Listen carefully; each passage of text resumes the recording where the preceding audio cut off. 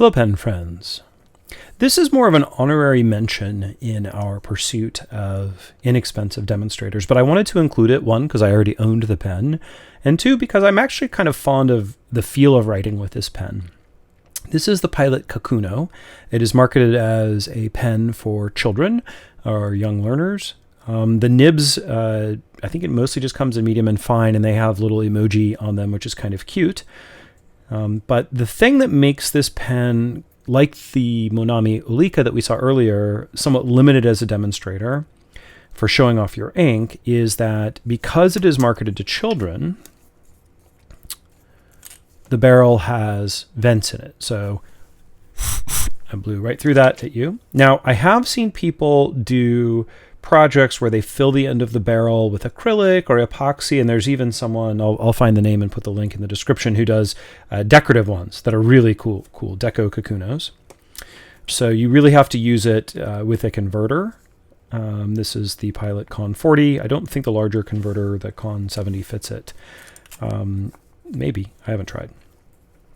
But it would be a very expensive converter for a relatively inexpensive pen. It does not come with a converter, so by the time you buy the pen and the converter, you're pushing $20 in the US. So it's also at the higher end of the range for this series.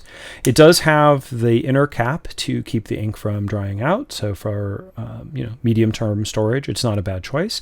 And then the other thing is, because this is a Pilot pen, you can actually swap nibs with other steel-nibbed Pilot pens, including the Metropolitan, aka the Cocoon, the Pilot Explorer.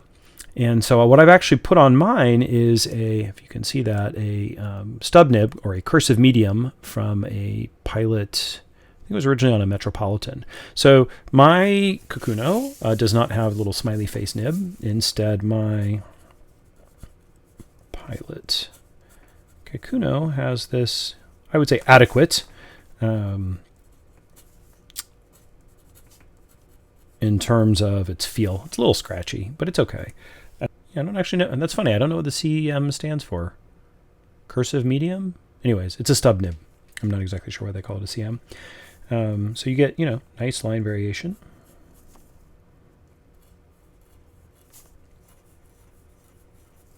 So at least, it does have that kind of going for it. But unfortunately, because you can't fill the barrel, you can't really get that good ink slosh. You can see this is Tachia, which is an olive-colored ink. Very, very pretty ink, sent to me by an Instagram friend. So, you can see it some.